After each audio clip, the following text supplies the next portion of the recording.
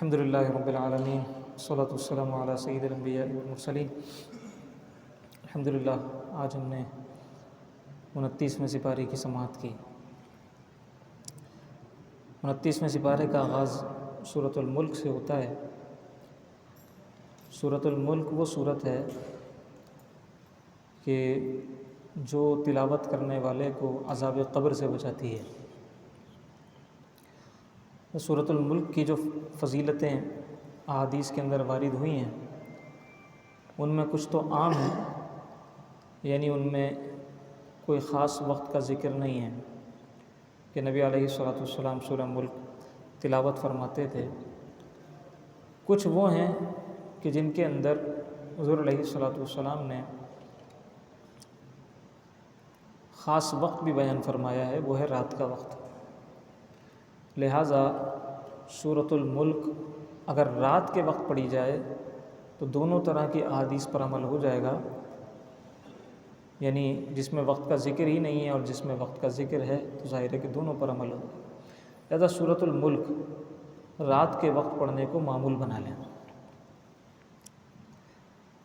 ترمذی کی ایک روایت ہے کہ ایک شخص نے ایک جگہ خیمہ لگایا رات کو۔ حضرت عبداللہ ابن عباس رضی اللہ تعالیٰ عنہ اس حدیث کے راوی ہیں۔ اب انہوں نے خیمہ لگایا تو انہوں نے سنا کہ یہاں کہیں سے نا سورہ ملک کی تلاوت کرنے کی آواز آ رہی ہے۔ وہاں قبر تھی، ان کو علم نہیں تھا۔ تو بعد میں جب انہوں نے نبی علیہ الصلوۃ والسلام سے اس واقعے کا ذکر کیا کہ میں نے ایک قبر پر خیمہ لگا دیا تھا، مجھے علم نہیں تھا کہ وہ قبر ہے، وہاں سے سورۃ الملک تلاوت کرنے کی آواز آ رہی تھی، تو اللہ کے رسول نے ارشاد فرمایا کہ سورۃ الملک عذاب قبر سے بچانے والی ہے۔ اسی طریقے سے ایک اور روایت ہے کہ جس نے سورۃ الملک کی تلاوت کی وہ عذاب قبر سے بچایا گیا۔ اسی طرح ایک اور روایت ہے کہ نبی علیہ الصلوۃ والسلام سورہ حامیم سجدہ اور سورۃ الملک پڑھے بغیر نہیں سویا کرتے تھے۔ اب اس میں جب سونے کا ذکر آیا تو معلوم یہ ہوا کہ رات کے وقت میں نبی علیہ الصلوۃ والسلام تلاوت فرماتے ہیں، تو رات کے وقت اس کو پڑھ لیا جائے، سورہ واقعہ سورہ ملک کا معمول بنا لیا جائے اور سورہ حامیم سجدہ۔ اس صورت کا آغاز دیکھیں نا کہ کتنے زبردست ایک لطیف پیرائے سے ہوتا ہے۔ فرمایا تبارک الذی بیدہ الملک، پاک ہے وہ ذات، پاکی ہے، برکتیں ہیں، کبریائی ہے اس ذات کے لیے، بیدہ الملک کہ جس کے ہاتھ میں، جس کے دست قدرت میں ملک ہے، بادشاہی ہے، وَهُوَ عَلَى كُلِّ شَيْءٍ قدیر، اور وہ ہر چیز پر قادر ہے۔ الَّذِي خَلَقَ الْمَوْتَ وَالْحَيَاةَ لِيَبْلُوَكُمْ أَيُّكُمْ أَحْسَنُ عَمَلًا، وہ ذات کے جس نے موت اور حیات کو پیدا کیا ہے، جس نے موت کو بھی پیدا کیا ہے اور جس نے زندگی کو بھی پیدا کیا ہے۔ وہ پیدا کیوں کیا ہے؟ اس لیے کہ لیبلوکم ایکم احسن عملا، تاکہ وہ تمہاری آزمائش کرے کہ کون تم میں سے اچھا عمل کرتا ہے، یعنی موت کا دھڑکا ہر وقت لگا رہے اور بندہ حسن عمل کی طرف راغب رہے۔ الذی خلق سبع سماوات طباقا، جس نے تہ در تہ 7 آسمان بنا دیے۔ ما تری فی خلق الرحمن من تفاوت، رحمان کی تخلیق کے اندر تم کوئی تفاوت نہیں دیکھو گے۔ فرجع البصر هل تری من فطور، دیکھو آسمان کی طرف، اٹھاؤ اپنی نظروں کو، کیا تم کوئی فطور دیکھتے ہو؟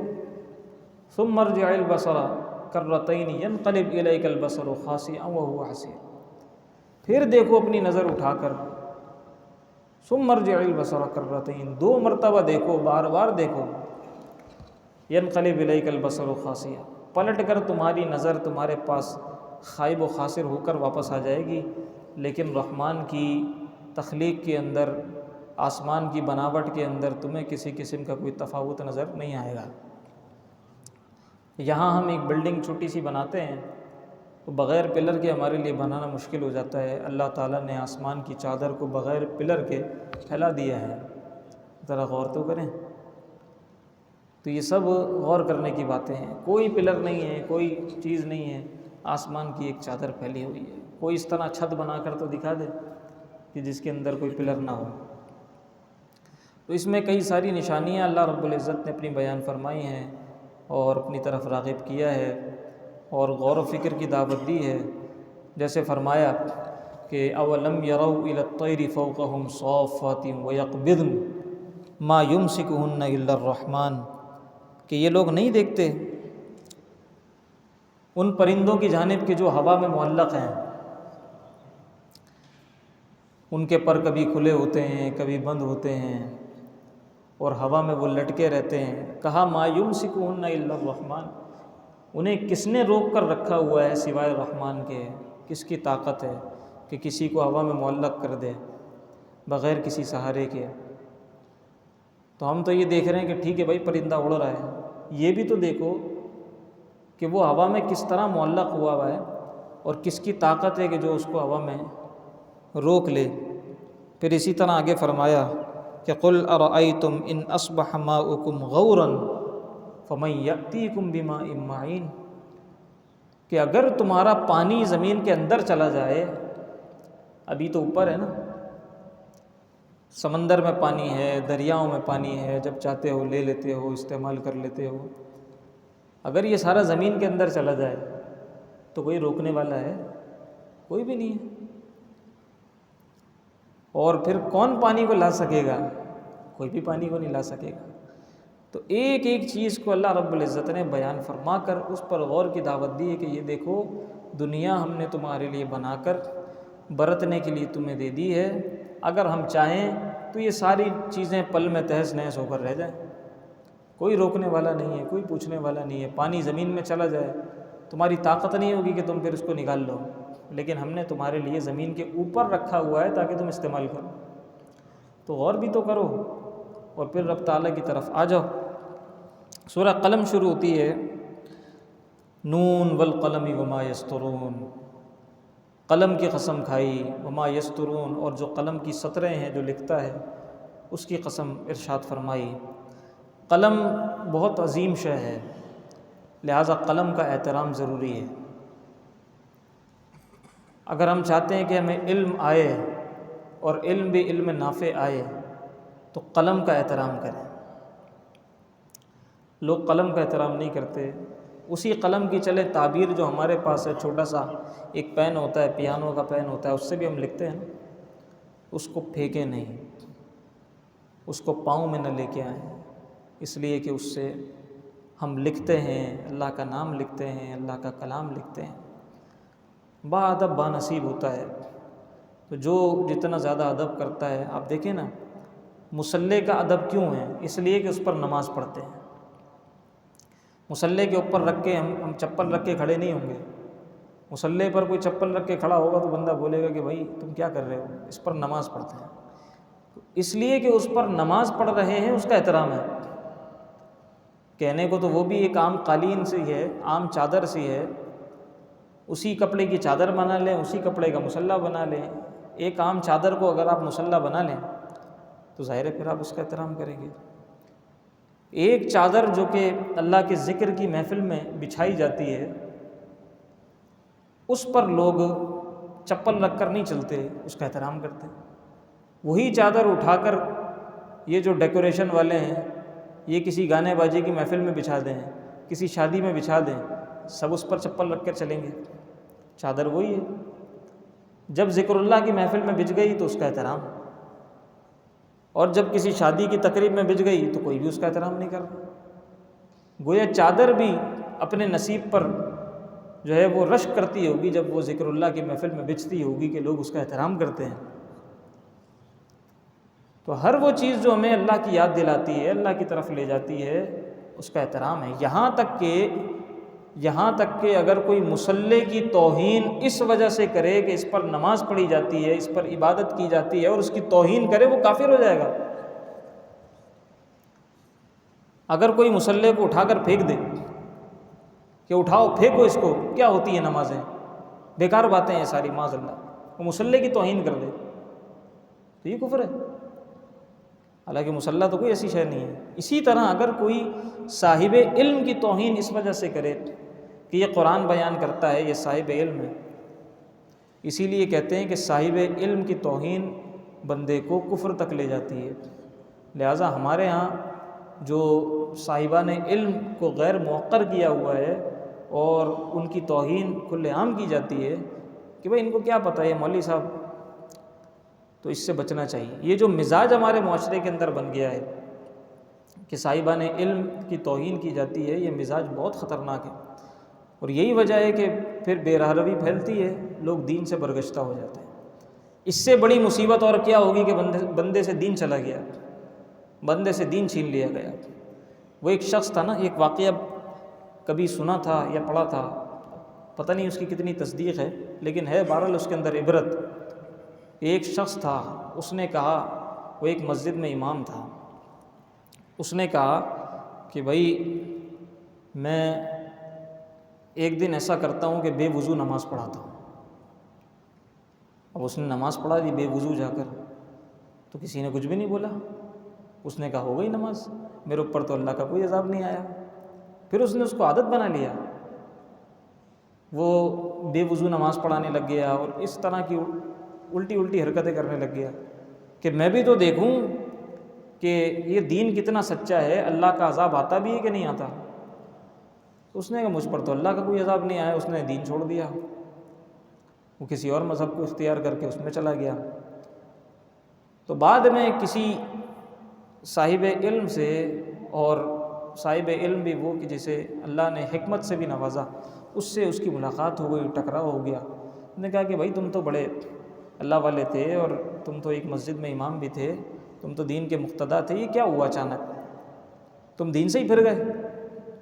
تو اس نے کہا کہ بس یہ واقعہ ہوا تھا، میں نے چیک کیا، میں اللہ تعالیٰ کو چیک کر رہا تھا کہ بھائی مجھ پر کوئی عذاب بھی آتا ہے کہ نہیں آتا۔ تو انہوں نے کہا کہ اس سے بڑا عذاب اور کیا ہوگا کہ تجھ سے اللہ نے دین لے لیا، اس سے بڑا عذاب اور کیا ہوگا کہ تجھ سے اللہ نے دین لے لیا۔ آہستہ آہستہ توہین کرتے کرتے کرتے کرتے تو دین سے ہی چلا گیا، اس سے بڑا عذاب اور کیا ہوگا؟ تو ہم اس چیز کو عذاب نہیں سمجھتے، ہم یہ جو توہین کا رویہ ایک اختیار کیے ہوئے ہیں، اور ہر شخص اپنے آپ کو عقل کل سمجھا ہوا ہے، اس کا نتیجہ یہ نکل رہا ہے کہ لوگ دین سے برگشتہ ہو رہے ہیں۔ جب صاحب علم کو آپ صاحب علم سمجھتے ہی نہیں ہیں، اس کو لائق قدر سمجھتے ہی نہیں ہیں، اس کی محفل میں بیٹھنے کو آپ پسند کرتے ہی نہیں ہیں، اس کو اپنی محفل میں بٹھانا پسند کرتے ہی نہیں ہیں، پھر یہ ہوتا ہے آہستہ آہستہ دین سے دور ہو جاتے ہیں اور دین ہم سے چلا جاتا ہے، اور پھر ہم کہتے ہیں کہ کوئی عذاب نہیں آ رہا ہمارے اوپر۔ اس سے بڑھ کر عذاب کیا ہوگا بھائی کہ دین ہم سے چلا گیا، ہم دین سے دور ہو گئے، کیونکہ اللہ بہت زیادہ غیرت فرمانے والا ہے۔ اللہ کسی بھی ناقدرے کو اور کسی بھی ایسے شخص کو کہ جو اس کی نشانیوں کی، اس کے دین کی عزت نہیں کرتا، اللہ تعالیٰ اسے دین دیتا بھی نہیں ہے، اور اگر اس کے پاس ہو تو اللہ تعالیٰ اس سے دین لے بھی لیتا ہے۔ جس نے جو پایا ادب سے پایا، اور جس نے جو کھویا بے ادبی سے کھویا۔ یاد رکھیے، بے ادبی سے معاملہ شروع ہوتا ہے، توہین تک معاملہ جاتا ہے، اور پھر اس کے بعد انسان دین سے ہی فارغ ہو جاتا ہے۔ لہٰذا اس چیز کو بھی عذاب کی صورت ہم سمجھیں کہ آج جو لوگ دین سے دور ہیں، شاید یہ بھی اسی عذاب کی صورت ہے کہ اللہ نے ان سے دین لیا ہوا ہے۔ تو اللہ جسے دین پر عمل کرنے کی توفیق دے دے، یہ اللہ کی مہربانی ہے، اللہ کا کرم ہے، اللہ کی رحمت ہے۔ لوگ کہتے ہیں کہ بھائی میں نہیں جاتا نماز پڑھنے، وہ تم ہوتے کون ہو نماز پڑھنے جانے والے؟ اللہ نے تمہیں بلایا ہی نہیں ہے، تمہیں تو اپنی قسمت پہ رونا چاہیے۔ اللہ تمہیں نہیں بلاتا، تمہیں رونا چاہیے کہ اللہ تمہیں بلاتا کیوں نہیں ہے۔ جو آ رہا ہے اس میں اس کا کوئی کمال نہیں ہے، اسے اللہ بلا رہا ہے۔ یہ اللہ کی مہربانی ہے، اور جو نہیں آ رہا وہ نہ اکڑے کہ میں نہیں آتا۔ تم ہوتے کون ہو نہ آنے والا؟ تمہیں رونا چاہیے کہ تمہیں اللہ نے بلایا ہی نہیں۔ سورہ قلم کے اندر اللہ رب العزت نے نبی علیہ الصلوۃ والسلام کے اخلاق عظیمہ کا ذکر فرمایا انک لعلی خلق عظیم، اور بے شک آپ لعلی ضرور فائق ہیں اخلاق عظیمہ کے منصب پر، یعنی آپ اخلاق عظیمہ پر فائز ہیں۔ یہ نہیں کہ اخلاق عظیمہ آپ کے سامنے بیان کر دیے گئے، آپ نے اس پر عمل کر لیا، نہیں، بلکہ آپ اخلاق عظیمہ پر فائز ہیں۔ جو آپ عمل کرتے ہیں وہی خلق عظیم ہو جاتا ہے۔ جیسے فرمایا انک علی صراط مستقیم، آپ صراط مستقیم پر ہیں، آپ جہاں بھی ہوں آپ صراط مستقیم پر ہیں۔ آپ میدان بدر میں ہوں، آپ میدان احد میں ہوں، آپ اپنے گھر پہ ہوں، آپ مسجد کے راستے میں ہوں، آپ کہیں بھی ہوں، آپ صراط مستقیم پر۔ یہ نہیں کہ ایک رستہ بچھا دیا گیا، ایک ٹریک بنا دیا گیا اور کہا کہ اس پر چلیں گے تو آپ صراط مستقیم پر ہوں گے، صراط مستقیم یہ ہے، نہیں، بلکہ کہا کہ جس رستے آپ چل جائیں وہی رستہ صراط مستقیم ہے۔ اسی طرح جو آپ کا اخلاق ہو وہی اخلاق عظیم ہے۔ تو نبی علیہ الصلوۃ والسلام اخلاق عظیم پر فائز ہیں، آپ صراط مستقیم پر گامزن ہیں۔ یوں سمجھیں کہ جیسے کوئی کسی سواری کے اوپر سوار ہے تو اس کی جو مہار ہے نا وہ اس کے ہاتھ میں ہے، سوار کے جہاں چاہے اس کو موڑ دے۔ تو نبی علیہ الصلوۃ والسلام سوار ہیں اور اخلاق عظیمہ سواری ہے۔ آپ سوار ہیں اور صراط مستقیم سواری ہے۔ آپ جہاں چلے جاتے ہیں، آپ جہاں اپنی سواری کو موڑ دیتے ہیں، بس وہی رستہ درخشندہ ہو جاتا ہے، وہی رستہ تابندہ ہو جاتا ہے۔ تو نبی علیہ الصلوۃ والسلام کے رستے پر بے چون و چرا عمل کرنے کی ضرورت ہے۔ ہر چیز میں ہمیں فلاسفی نہیں ڈھونڈنی کہ یہ کیوں ہے، یہ کیوں نہیں ہے۔ ٹھیک ہے، اپنی سمجھنے کی حد تک جہاں تک ممکن ہو سمجھنے کی کوشش کریں، اگر عقل میں بھی آ جائے تو بہت اچھی بات، لیکن اگر عقل میں نہ آئے، عقل کو پیچھے چھوڑ دیں اور حضور کے فرمان پر عمل کر لیں۔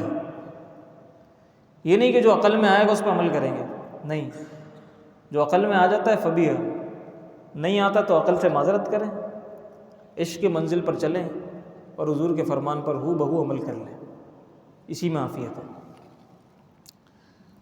سورہ حق کا شروع ہوتی ہے اللہ اکبر۔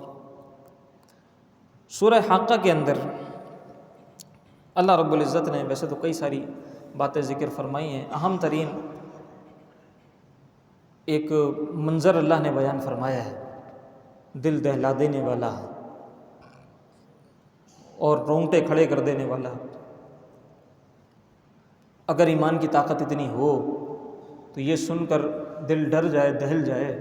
اللہ نے جو منظر بیان کیا ہے، فرمایا کہ فَأَمَّا مَنْ أُوتِيَ كِتَابَهُ بِيَمِينِهِ، کہ روز محشر دو طرح کے لوگ ہوں گے، ایک وہ ہوں گے کہ جنہیں ان کا نامہ اعمال سیدھے ہاتھ میں تھمایا جائے گا، اور ایک وہ ہوں گے جنہیں ان کا نامہ اعمال الٹے ہاتھ میں دیا جائے گا۔ پہلے تذکرہ کیا اس شخص کا کہ جس کو اس کا نامہ اعمال سیدھے ہاتھ میں دیا جائے گا، فَأَمَّا مَنْ أُوتِيَ كِتَابَهُ بِيَمِينِهِ، تو جہاں تک ذکر ہے اس شخص کا جس کو اس کا نامہ اعمال سیدھے ہاتھ میں دیا جائے گا، تو اس کی کیفیت یہ ہوگی کہ فَيَقُولُ هَاؤُمُ اقْرَءُوا كِتَابِيَهْ، خوشی سے وہ اچھل رہا ہوگا، خوشی سے پھولے نہ سما رہا ہوگا، اور لوگوں کے پاس جا رہا ہوگا اور کہے گا هَاؤُمُ اقْرَءُوا كِتَابِيَهْ، دیکھو دیکھو دیکھو دیکھو، میرا نامہ اعمال مجھے سیدھے ہاتھ میں مل گیا ہے، دیکھو کتنا اچھا نامہ اعمال ہے، دیکھو دیکھو دیکھو، لوگوں کے پاس جا رہا ہوگا، دکھا رہا ہوگا لوگوں کو۔ کہاں تو کیفیت یہ تھی کہ نیکیوں کے لیے دوڑتا پھر رہا تھا، کہاں تو کیفیت یہ تھی کہ انتظار کر رہا تھا کہ نہ جانے میرے لیے کیا حکم نازل ہوتا ہے، اور جیسے ہی اس کو اس کا نامہ اعمال سیدھے ہاتھ میں ملا، یہ ایسے ہی ہے جیسے اسٹیج پر جناب ابھی رزلٹ اناؤنس ہونے والا ہے اور بیٹھے ہوئے سارے طلبہ پتہ نہیں ہے کون پاس ہوگا کون فیل ہوگا، اچانک سے اعلان ہوتا ہے کہ بھائی فلاں صاحب جو ہے نا انہوں نے تو ٹاپ کر لیا ہے، ہو پھر اس کے بعد ان کا رزلٹ ان کے ہاتھ میں دے دیا جاتا ہے۔ تو سوچیں وہ کیسا خوشی سے اچھل رہے ہوتے ہیں، وہ بچہ خوشی میں کیسا دیوانہ ہو رہا ہوتا ہے، اس کے اماں ابا خوشی میں کیسے دیوانے ہو رہے ہوتے ہیں، کوئی بولے نہ بولے پکڑ پکڑ کے اپنے بچے کا رزلٹ دکھا رہے ہوتے ہیں، خاندان میں جا کر خود ہی فون کر کر کے سب کو اپنے بچے کی جو ہے نا پرفارمنس بتا رہے ہوتے ہیں۔ اب دور ہے واٹس ایپ کا، تصویریں کھینچ کھینچ کے سب کو واٹس ایپ کر رہے ہوتے ہیں پورے خاندان میں کہ دیکھو میرے بچے نے ٹاپ کر لیا ہے، دیکھو میرا بچہ فرسٹ آ گیا۔ بس یہی کیفیت ہوگی کہ جس کو مل گیا اس کا نامہ اعمال سیدھے ہاتھ میں پکڑ پکڑ کے لوگوں کو دکھا رہا ہوگا، ہاں اقرؤ کتابیہ، پڑھو اس میں کیا لکھا ہوا ہے، ہاں آ جاؤ دیکھو، اقرؤ کتابیہ، میری کتاب پڑھو، میرا نامہ اعمال پڑھو۔ پھر کہے گا کہ انی ظننت انی ملاق حسابیہ، بے شک میں نے تو یہ گمان کیا تھا کہ مجھے میرا حساب ٹھیک ٹھیک مل جائے گا۔ فہو فی عیشۃ راضیہ، وہ چلا جائے گا پھر ایک راضی زندگی میں، خوشی والی زندگی میں، ایسی زندگی میں جس سے وہ راضی ہے، جس سے وہ خوش ہے۔ فی جنت عالیہ، عالی جنتوں میں چلا جائے گا۔ قطوفها دانیہ کلوا واشربوا ہنیئا بما اسلفتم فی الایام الخالیہ، یہ ساری اس کی کیفیت آگے بیان ہو۔ اس کو کہا جائے گا کہ جاؤ کھاؤ پیو رچتا پچتا، ہنیئا مزے سے، کھلم کھلا، بما اسلفتم فی الایام الخالیہ، یہ بدلہ ہے اس کا کہ جو اچھے اعمال تم دنیا میں کر آئے ہو۔ وَأَمَّا مَنْ أُوتِيَ كِتَابَهُ بِالشِّمَالِ، اللہ جس کو نامہ اعمال بائیں ہاتھ میں مل گیا، فیقول، وہ کہے گا یا لیتنی لم اوت کتابیہ، روئے گا، دھاڑے مارے گا، چلائے گا، کہے گا کہ اے کاش آج کے دن مجھے میرا نامہ اعمال دیا ہی نہ گیا ہوتا، ولم ادری ما حسابیہ، مجھے پتہ ہی نہ چلتا کہ میرا حساب کیا ہوا ہے۔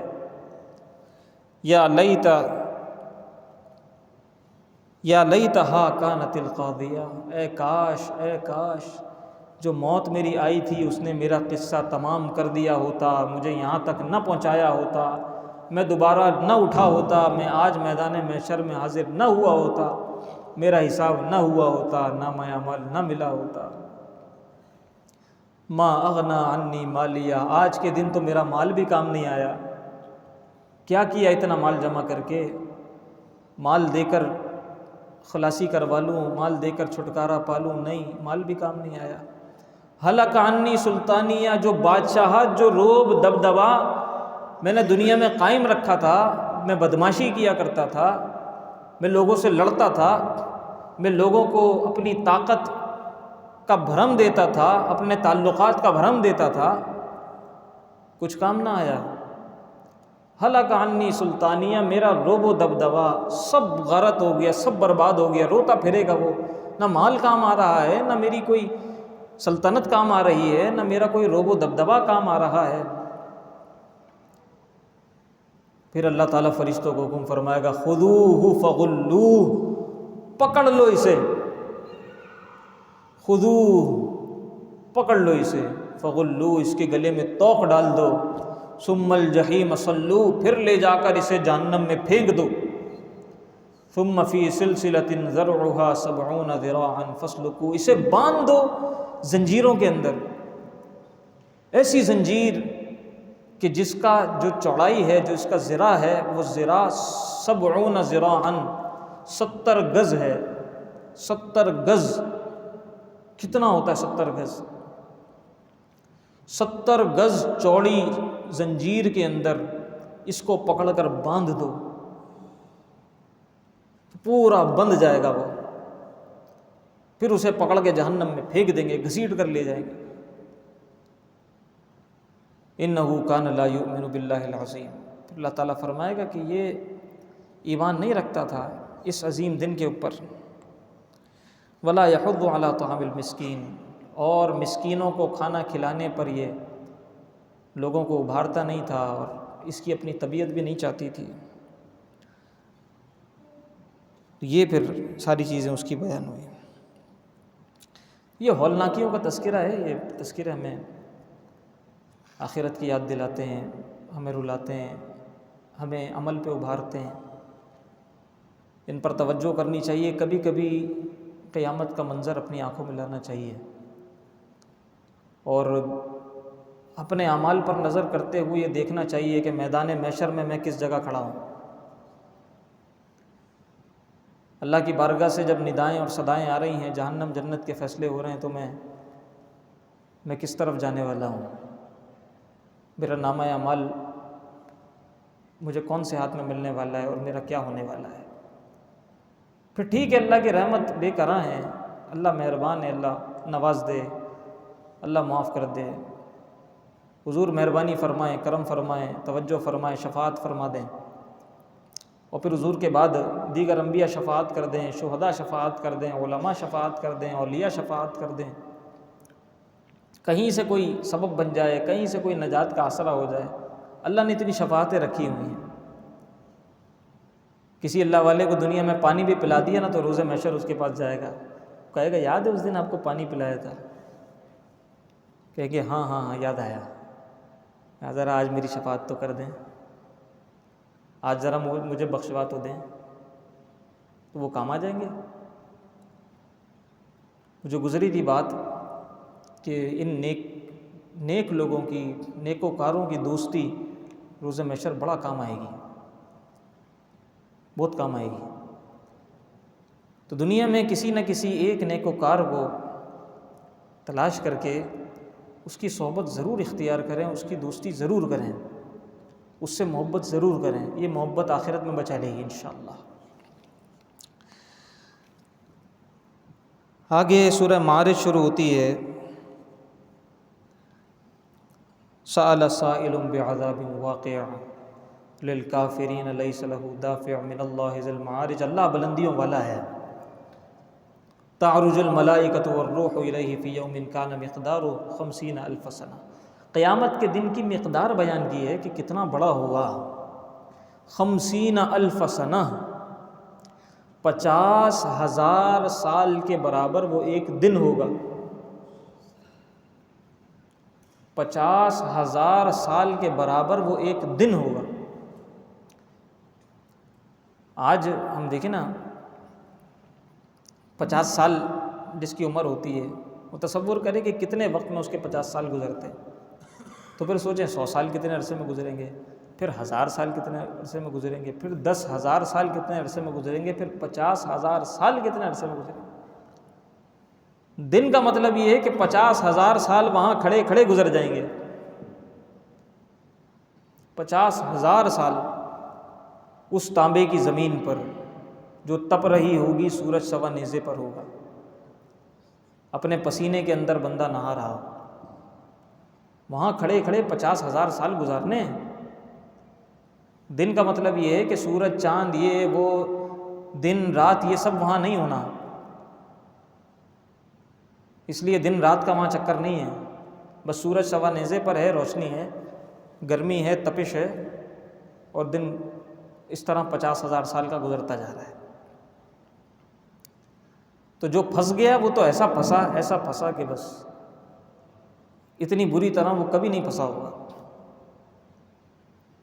ساری مخلوق سامنے کھڑی ہے، اماں ابا بھی سامنے کھڑے ہیں، بہن بھائی بھی سامنے کھڑے ہیں، دوست یار بھی سامنے کھڑے ہیں، اعمال کھل رہے ہیں،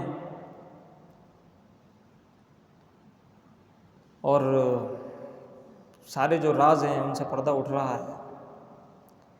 پھر اللہ جس کا راز رکھ لے، پھر اللہ جس کا پردہ رکھ لے، دعا کرنی چاہیے، اللہ روز محشر ہمارا پردہ رکھ لینا، اے ستار العیوب ہمارے عیوب پر پردہ رکھ لینا۔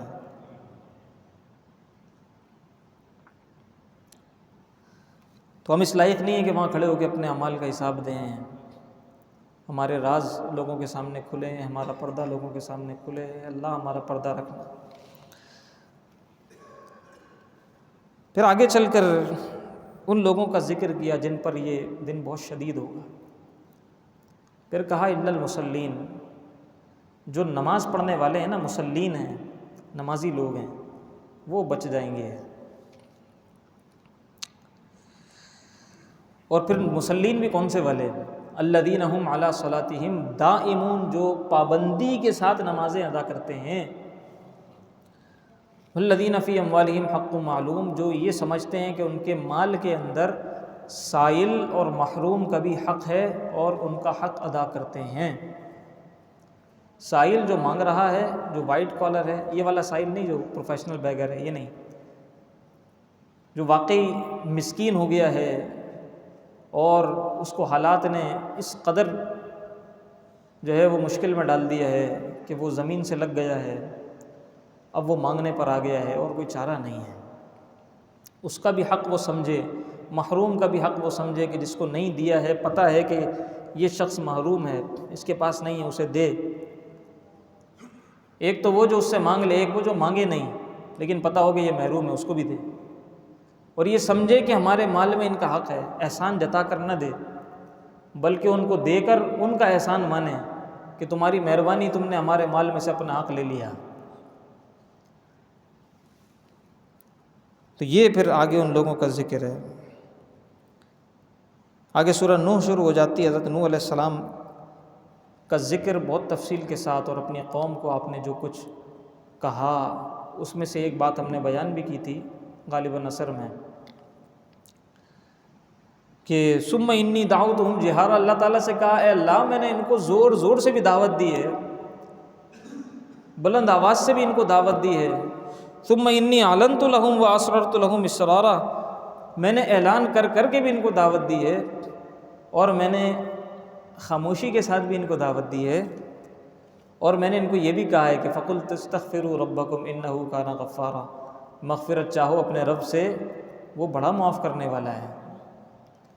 یرسل السماء علیکم مدرارا، یہ قحط تم سے دور ہو جائے گا، وہ آسمان سے بارشیں نازل فرما دے گا۔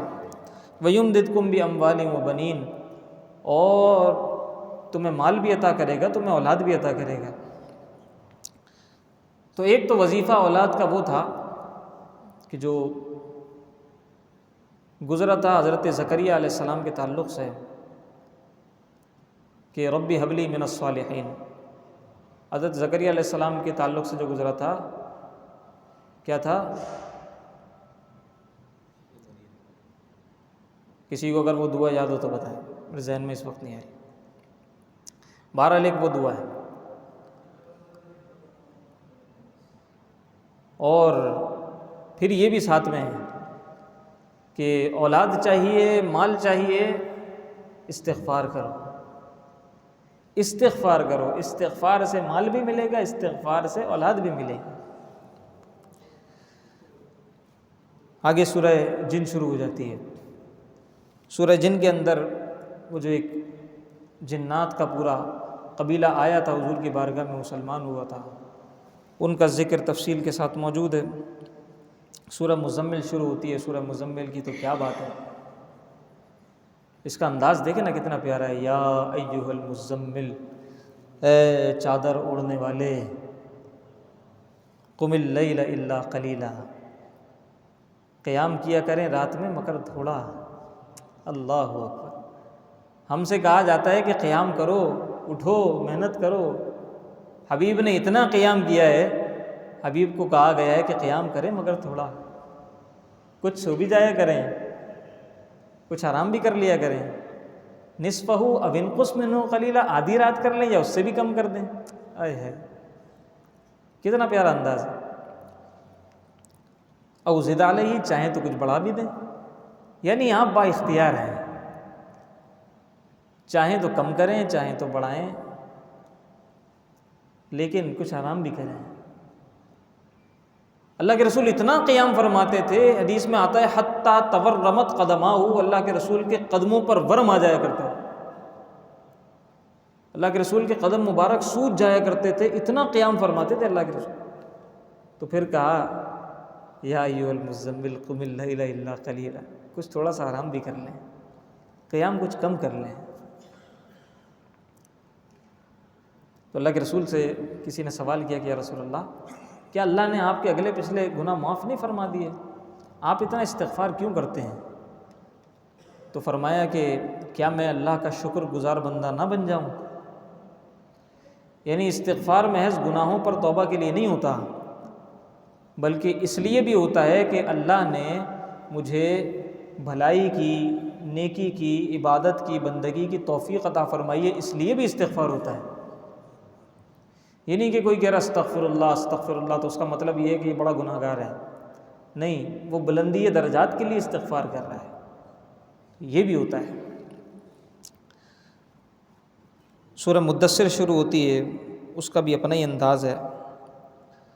سورہ قیامہ ہے، قیامت کی ہولناکیوں کا ذکر ہے۔ لا اقسم بیوم القیامہ، کہ میں قیامت کی قسم ارشاد فرماتا ہوں۔ ولا اقسم بالنفس اللوامہ، اور ملامت کرنے والے نفس کی قسم ارشاد فرماتا ہوں۔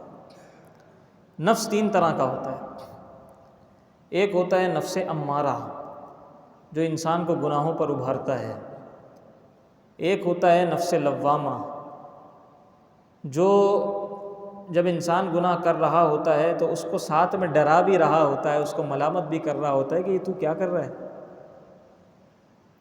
اور تیسرا ہوتا ہے نفس مطمئنہ۔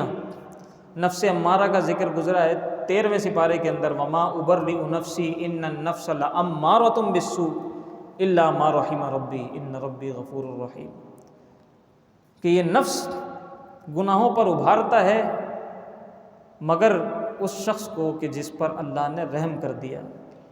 ان ربی غفور الرحیم، بے شک میرا رب مغفرت فرمانے والا، رحم فرمانے والا۔ اور دوسرا نفس یہ ہے نفس لوامہ، کہ جو ملامت کرتا رہتا ہے کہ بھائی تو کیا کر رہا ہے، کیوں گناہ کی طرف جا رہے ہو، کیوں تم عبادت سے پھر رہے ہو، وہ اس کو ہلاتا رہتا ہے۔ نفس امارہ نہیں ہلاتا۔ اور ایک نفس مطمئنہ ہوتا ہے۔ نفس مطمئنہ کی تو کیا بات ہے۔ نفس مطمئنہ وہ نفس ہے کہ جب بندہ ہر وقت راضیم مرضیہ کی سچویشن میں ہوتا ہے کہ وہ اپنے رب سے راضی ہے، اس کا رب اس سے راضی ہے، وہ کہتا ہے میں موت کو گلے سے لگانے کے لیے تیار ہوں، جب چاہے موت کا فرشتہ آ جائے میں تیار ہوں۔ وہ یہ نہیں کہتا کہ کاش تھوڑی سی مہلت مل جائے، میں 4 نمازیں پڑھ لوں، کاش تھوڑا سا وقت مل جائے میں اپنی زکوٰۃ جو پرانی رہ گئی ہے وہ ادا کر دوں، کاش تھوڑا سا وقت مل جائے اپنے روزے قضا کر لوں، کاش تھوڑا سا وقت مل جائے اپنے اماں ابا کی خدمت کر لوں، یہ کر لوں وہ کر لوں، نہیں، وہ سب کچھ کر رہا ہے، اس کی زندگی بہترین اطمینان والی چل رہی ہے۔ وہ کہتا ہے کہ بس میں اپنے رب سے راضی ہوں، میرا رب مجھ سے راضی ہے، جب چاہے مجھے بلا لے۔ اور اللہ والوں کے یہی معاملات ہوتے ہیں۔ حضرت رابعہ بصریہ کا جب بلاوا آیا تو ایک صدا آئی، یا ایتھا النفس المطمئنہ ارجعی الی ربک راضیۃ مرضیہ، اے نفس مطمئنہ آجا اپنے رب کی طرف، لوٹ آ اپنے رب کی طرف اس حال میں کہ تو اپنے رب سے راضی ہے، تیرا رب تجھ سے راضی ہے۔ فادخلی فی عبادی، آجا میرے بندوں کی فہرست میں شامل ہو جا، میرے بندوں میں شامل ہو جا۔ وادخلی جنتی، آجا میری جنت میں داخل ہو جا۔ یہ ہے نفس مطمئنہ کا۔ تو نفس مطمئنہ کی اللہ سے دعا کرنی چاہیے۔ جسے نفس لوامہ عطا فرمایا ہے وہ بھی بڑی نعمت ہے کہ کم از کم اس کو ڈراتا تو ہے اور آہستہ آہستہ اس کو نفس مطمئنہ کی طرف لے جائے گا۔ لیکن جس کو نفس مطمئنہ عطا ہوا اس کو تو اللہ کی طرف سے بڑی بھلائی عطا ہو گئی۔ تو اس میں قیامت کی ہولناکیوں کا ذکر ہے۔ نفس لوامہ سے بات شروع کی، اس کی قسم سے بات شروع کی اور کہا کہ ایحسب الانسان ان لن نجمع عظامہ بلا قادرین علی ان نسوی بنانہ بل یرید الانسان لیفجر امامہ یسأل ایان یوم القیامہ۔ اللہ، کہا کہ یہ بندہ سوچتا ہے کہ ہم ہڈیوں کو جمع کرنے پر قادر نہیں ہیں۔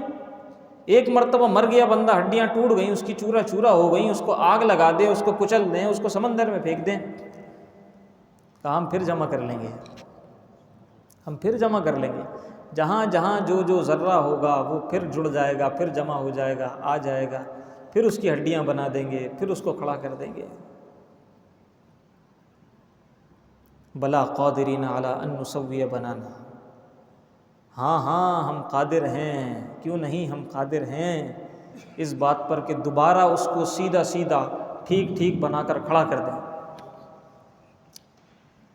وہ کہا بل یرید الانسان لیفجر امامہ، یہ جو انسان ہے یہ چاہتا ہے کہ گناہ کرے، وہ بھی اللہ کے سامنے۔ اللہ کے سامنے گناہ کرتا پھرے، بھائی اللہ سے کہاں چھپنے والا ہے؟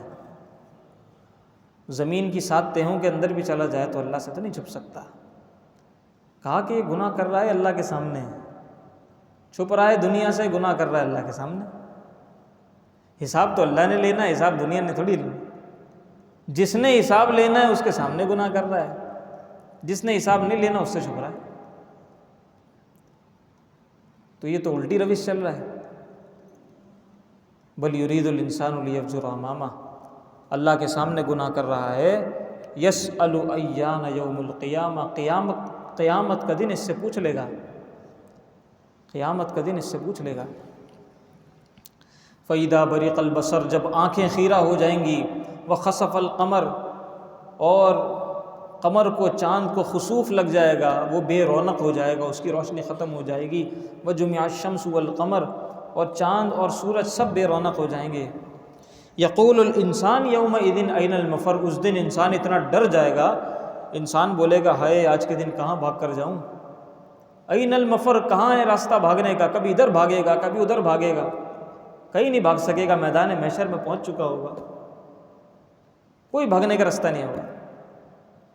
وہ چاہے گا کہیں چھپ جاؤں جا کے، کہیں بھاگ جاؤں، کہیں نہیں بھاگ سکتا، سب ختم ہو جائے گا، سب ملیا میٹ ہو جائے گا، ایک زمین ہوگی۔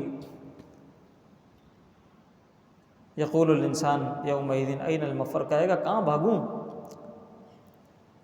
کلا لا وزر الی ربک یومئذ المستقر، رب کی طرف ہی تمہیں لوٹ کر جانا ہے، رب کی طرف ہی تمہیں پھر جانا ہے۔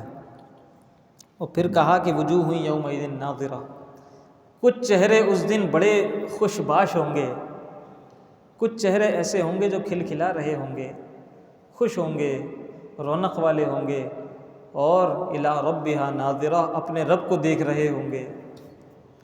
ووجوہ یومئذ باسرہ، کچھ چہرے وہ ہوں گے جن پر ہوائیاں اڑ گئی ہوں گی، گرد آلود ہوں گے۔ اللہ ہمارے چہروں کو وہ رکھے جو تر و تازہ ہوں گے روز محشر، اور اپنے رب کے جلووں میں گم ہوں گے۔ اور اس کے آخر میں پھر انسان کو متوجہ کیا ہے، کہا کہ ایحسب الانسان ان یترک سدی، کیا انسان یہ سمجھتا ہے کہ اسے ایسی بیکار چھوڑ دیا جائے گا؟ الم یکن نطفۃ من منی یمنی، کیا وہ ایک پانی کا قطرہ نہیں تھا جو ٹپکایا گیا تھا مادر رحم کے اندر؟ اپنی حقیقت پہ تو غور کرے، کیا وہ قطرہ نہیں تھا؟ یہ کیوں کہا؟ یہ اس لیے کہا کہ شروع میں تذکرہ کیا ہے کہ ہم ہڈیوں کو جمع کر کے انسان بنا دیں گے، تو کہا کہ جب ایک پانی کا قطرہ تھا، ثم کان علقۃ فخلق فسوی، اس پانی کے قطرے کو ہم نے گوشت بنا دیا، اسی کو پھر ہم نے جما دیا، اسی پر ہم نے ہڈیاں لگا دیں، اسی پر ہم نے کھال چڑھا دی اور ایک انسان بنا دیا۔ پھر آگے کہا سورہ دہر کے اندر کہ هل اتى على الانسان حين من الدهر لم يكن شيئا مذكورا، کیا اس انسان پر جو آج اکڑتا ہے، جو آج اکڑتا ہے اور اپنی طاقت پر اکڑتا ہے، اپنی دولت پر اکڑتا ہے، اپنی خوبصورتی پر اکڑتا ہے، کہا کہ کیا اس پر ایک زمانہ وہ نہیں تھا کہ جب یہ قابل ذکر چیز بھی نہیں تھا، جب یہ قابل ذکر چیز بھی نہیں تھا؟ وہ کیا ہے؟ وہی پانی کا قطرہ۔ کوئی اس سے پوچھے تیری حقیقت کیا ہے، وہ بتاتے ہوئے شرما جائے گا۔ جو اکڑ رہا ہے نا، اس سے پوچھو تیری حقیقت کیا ہے، یہ بتا۔ تیری حقیقت وہ پانی کا قطرہ نہیں ہے جو رحم مادر میں ٹپکا تھا؟ کہ تیری حقیقت وہ ناپاک قطرہ نہیں ہے جو کپڑوں پر گر جائے تو کپڑے دھوتا ہے؟ تو اللہ نے تجھے صاف ستھرا کر دیا، اللہ نے تجھے حسن و جمال عطا کر دیا، آج تو اکڑتا ہے؟ اپنی حقیقت پہ تو غور کر۔ تو کہا کہ اس پر ایک زمانہ وہ نہیں گزرا کہ جب وہ قابل ذکر شے بھی نہیں تھا۔ پھر کیا کیا؟ انا خلقنا الانسان من نطفۃ امشاج، اس نطفے سے ہم نے انسان کو بنا دیا، نبتلیہ فجعلناہ سمیعا بصیرا، اور اس کو ہم نے سماعت بھی عطا کر دی، بصارت بھی عطا کر دی۔ یعنی قطرے کو گوشت بنا دیا، ہڈی بھی لگا دی، کھال بھی چڑھا دی، اس کو سماعت و بصارت بھی عطا کر دی، اسے سمیع و بصیر بنا دیا۔ اب یہ بتائیں کہ یہ والا جو مرحلہ تھا یہ مشکل ہے، یا ایک وہ انسان جو بنا ہوا ہے صرف مر گیا ہے اس کے اندر دوبارہ روح پھونک کر اس کو کھڑا کرنا یہ مشکل ہے؟ بھائی قطرے سے انسان بنانا مشکل تھا نا، قطرے سے انسان بنانا مشکل تھا، قطرے کو گوشت بنانا، ہڈی دینا، کھال چڑھانا، سیدھا سیدھا بنا کے کھڑا کرنا، اس کو سماعت عطا کرنا، اس کو بصارت عطا کرنا، وہ مشکل تھا؟ یا یہ مشکل ہے کہ جو مر گیا ہے اس کو دوبارہ روح ڈال کر پھر کھڑا کر دینا؟ تو کہا ہم نے جب وہ کر دیا ہے، ہم نے تجھے قطرے سے بنا کر کھڑا کر دیا ہے، تب تجھے شک نہیں ہوا، اور تجھے شک ہو رہا ہے کہ اس بات پر کہ جب تو مر جائے گا تو ہم تجھے دوبارہ زندہ کیسے کریں گے، اس بات پر تجھے شک ہو رہا ہے؟ ہم نے تو وہ کام کر دیا کہ جو انتہائی مشکل تھا۔ عدم سے وجود میں لانا کسی کو بہت مشکل کام ہوتا ہے، اور کسی خراب چیز کو ٹھیک کر کے دوبارہ صحیح کر کے کھڑا کر دینا یہ آسان ہوتا ہے۔ تو اللہ نے عدم سے وجود بخش دیا، جب تجھے کوئی پریشانی نہیں ہے، اور جب تجھے موت آ جائے گی اس کے بعد تجھے پھر دوبارہ کھڑا کر دے گا، وہ تجھے سمجھ میں نہیں آ رہا، اس کا تو انکار کرتا ہے، اس پہ کہتا ہے کہ کیسے ہوگا، اور پھر ملحد ہو جاتا ہے، بے دین ہو جاتا ہے۔ اللہ اکبر۔ سورہ مرسلات شروع ہوتی ہے، آخری صورت ہے، بار بار اللہ نے متوجہ کیا ہے وَيْلٌ يَوْمَئِذٍ لِّلْمُكَذِّبِينَ، ہلاکت ہو آج کے دن ان لوگوں کے لیے کہ جو جھٹلایا کرتے تھے، جھٹلانے والوں کے لیے۔ اور آخر میں کہا کُلُوا وَتَمَتَّعُوا قَلِيلًا إِنَّكُمْ مُجْرِمُونَ، کم کھاؤ اور دنیا کے ساز و سامان سے کم کم نفع اٹھاؤ، کم کم استعمال کرو، کم خوش رہا کرو، یعنی کم کم چیزوں کو، نعمتوں کو استعمال کرو۔ کیوں؟ انکم مجرمون، تم مجرم ہو۔ ویل یومئذ للمکذبین، ہلاکت ہے ان لوگوں کے لیے کہ جو جھٹلانے والے ہیں۔ وَإِذَا قِيلَ لَهُمُ ارْكَعُوا لَا يَرْكَعُونَ، اگرچہ یہ جھٹلانے والوں کے لیے لیکن ہمارے لیے بھی تو اس میں عبرت ہے۔ کہا وَإِذَا قِيلَ لَهُمُ ارْكَعُوا لَا يَرْكَعُونَ، جب ان سے کہا جاتا تھا جھک جاؤ، رکوع کرو، تو رکوع نہیں کرتے تھے، نہیں جھکتے تھے۔ فَبِأَيِّ حَدِيثٍ بَعْدَهُ يُؤْمِنُونَ، کہا کہ وہ کون سی بات ہوگی کہ جس کے بعد یہ ایمان لے آئیں گے، اور کون سی بات بتا دی جائے؟ پورا قرآن نازل کر دیا ہے، نبی کی سیرت سامنے کر دی ہے، نبی نے قرآن کی تشریح حدیث کی صورت میں کر دی ہے، ساری باتیں واضح ہیں، بشارتیں بھی سنا دی ہیں، ڈر بھی سنا دیا ہے، جنت بھی بتا دی ہے، جہنم بھی بتا دیا ہے، عذاب قبر بھی بتا دیا ہے، اور قیامت کی ہولناکیوں کا بھی بتا دیا، سب بتا دیا ہے۔ تو اور کون سی کس بات کے انتظار میں ہیں جو ان کو بتا دی جائے تو یہ ڈر جائیں اور جھک جائیں اللہ کی بارگاہ میں؟ اور کس بات کے انتظار میں؟ سب تو بتا دیا۔ فَبِأَيِّ حَدِيثٍ بَعْدَهُ يُؤْمِنُونَ، ہم کہتے ہیں نا جب کسی کو کوئی بات بتاتے یا کسی کو سمجھاتے تھک جاتے تو ہم کہتے ہیں بھائی پتہ نہیں کون سی بات ہوگی جو تم سمجھ لو گے، پتہ نہیں، تو وہ کون سی بات ہوگی کہ ہم جس کے بعد ڈر جائیں گے، وہ سمجھ لیں گے۔ یہی تذکرہ، آخری بات ہے، یہی تذکرہ سورہ قلم میں موجود ہے جو ہمیں ڈرانے کے لیے کافی ہے۔ اللہ تعالیٰ نے فرمایا ہے کہ یوم یکشف عن ساق ویدعون الی السجود فلا یستطیعون، کہ اس دن جس دن یہ مشکلات ظاہر ہو جائیں گی، معاملات کھل جائیں گے، اور ان لوگوں کو کہا جائے گا کہ آ جاؤ سجدے میں گر جاؤ، فلا یستطیعون، سجدہ نہیں کر پائیں گے، کمر تختہ ہو جائے گی، سجدہ نہیں کر سکیں گے۔ جب قیامت کے دن ان کو کہا جائے گا کہ دیکھو اب تو ساری چیزیں واضح ہیں نا، اب تو اللہ کو پہچان لیا، اب تو سجدہ کرو، سجدہ کرنا چاہیں گے نہیں کر سکیں گے۔ فلا یستطیعون، قرآن کہتا نہیں کر سکیں گے۔ خاشعۃ ابصارهم ترہقهم ذلہ وقد كانوا يدعون الى السجود وهم سالمون، یہ وہ لوگ تھے دنیا میں ان کو سجدے کے لیے بلایا جاتا تھا، ان کو کہا جاتا تھا کہ دنیا میں آ کر سجدہ کر لو، وہم سالمون، اس وقت تو صحیح سالم تھے، پھر بھی نہیں کرتے تھے۔ تو آج کرنا بھی چاہیں گے تو اللہ ان سے سجدے کی طاقت چھین لے گا، سجدہ نہیں کر سکیں گے۔ اللہ ہمیں قیامت کی ہولناکیوں سے محفوظ رکھے، اللہ بے حساب ہمیں جنت میں داخلہ عطا فرمائے۔ الحمدللہ رب العالمین۔